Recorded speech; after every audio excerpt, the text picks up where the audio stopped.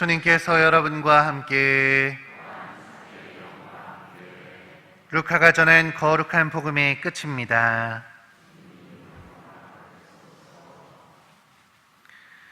그때 예수님께서 제자들에게 이르셨다. 성경에 기록된 대로 그리스도는 고난을 겪고 사흘 만에 죽은 이들 가운데에서 다시 살아나야 한다. 그리고 예루살렘에서부터 시작하여 죄의 용서를 위한 회개가 그의 이름으로 모든 민족들에게 선포되어야 한다. 너희는 이 일의 증인이다. 그리고 보라, 내 아버지께서 약속하신 분을 내가 너희에게 보내주겠다. 그러니 너희는 높은 데에서 오는 힘을 입을 때까지 예루살렘에 머물러 있어라.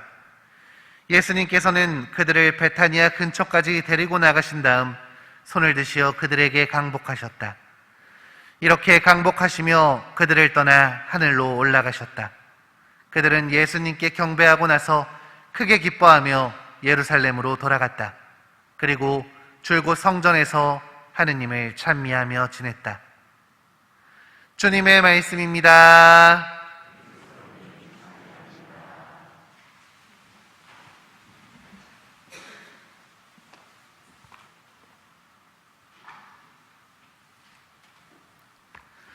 참 예수님, 지금 우리는 주님 승천 대축일을 봉헌하고 있습니다. 제1독서인 사도행전에서는 예수님께서 40일 동안 제자들에게 나타나셨다가 하늘로 올라가셨다고 전해지는데요. 부활 대축일로부터 40일, 일주일이 7일이니까요. 7호 35죠. 그리고 5가 남는데 어떻게 예수님의 승천이 주일일 수 있을까요? 사실 예수님께서 승천하신 날은 며칠 전인 부활 제6주간 목요일이었습니다. 다만 우리나라는 사목적인 이유로 더 많은 사람들이 예수님의 승천을 기억하고 이 미사를 봉헌하길 바라면서 부활 제7주일에 주님 승천 대축일을 봉헌하는 것입니다. 그렇게 해서 40일 후에 승천을 하시죠. 그리고 10일 뒤인 오순절 때 성령이 강림하시니 바로 다음 주인 성령 강림 대축일로 이어지는 것입니다. 예전 이스라엘 성지순례를 다녀올 기회가 있었습니다. 저는 예수님께서 승천하셨다는 곳 위에 세워졌다는 주님 승천 기념경당에 방문할 수 있었습니다. 그곳은 예수님께서 돌아가시기 전날 밤새워 기도하셨던 겟세마니 언덕이 있는 올리브산의 정상이었죠. 성당의 돌로 된 바닥에는 바위가 하나 드러나 있습니다. 네모나게 주변에서 볼 수 있도록 바위를 따로 표시를 해놨는데요. 거기에는 발자국 모양 같은 게 하나 새겨져 있습니다. 이것이 예수님께서 승천하시기 전에 딛고 올라가셨던 돌이라고 전설은 전해지고 있습니다. 복음은 예수님이 하늘로 올라가셨다라고만 전해지고 있지 그 구체적인 내용은 언급되고 있지 않기 때문에 그분이 어떻게 올라가셨는지 많은 사람들이 궁금했을 것입니다. 그래서 이런 발자국 같은 전설이 생겨난 것이죠. 우리는 예수님께서 오르신 하늘이 단순히 과학적이고 물리적인 공간, 장소가 아니라는 것을 잘 알고 있습니다. 당시 사람들에게 하늘은 도달할 수도 정복할 수도 완전히 이해할 수도 없는 곳이었으며 그렇기에 오직 하느님께만 허락된 곳으로 여겨졌죠.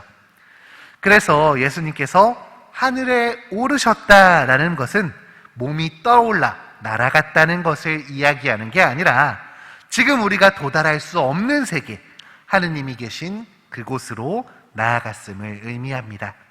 그분이 완전히 영적인 영역에 도달하셔서 이제는 언제 어디서든 우리와 함께 하시며 우리를 도와주시고 이끌어 주신다는 것을 의미하는 게 주님께서 하늘에 오르셨다라는 뜻인 것입니다. 그래서 예수님이 어디까지 가셨는지 하늘만 바라보고 있던 제자들에게 하얀 옷을 입은 두 천사는 이렇게 얘기합니다. 왜 하늘을 쳐다보며 서 있냐고 말이죠. 너희가 바라볼 것은 하늘이 아니라 이 세상이라고. 이제 그분의 증인으로서 세상에 예수님을 증언하면서 돌아오실 그분을 기다려야 되는 게 너희의 몫이라고 말하는 것이죠. 세상을 넘어서신, 이 세상을 초월하신 예수님을 눈으로 쫓는 게 아니라 행동으로, 마음으로 찾으라고. 그러면 그분이 너희 곁에 있으실 거라고 알려주는 것입니다. 결국 예수님의 승천은 우리와 물리적으로, 공간적으로 멀어진 단절을 의미하는 게 아니라 오히려 우리와 더 영적으로 가까워지신 예수님의 특별한 선택입니다.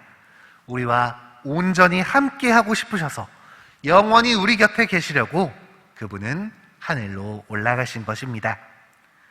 우리는 막연한 하늘이 아니라 지금 이 자리에서, 내 삶의 공간 안에서 승천하신 예수님을 만나 뵐 수 있습니다. 예수님의 증인으로서 그분을 증언하는 그리스도인으로 살아갈 때 우리의 주님께서는 우리와 함께 활동하십니다.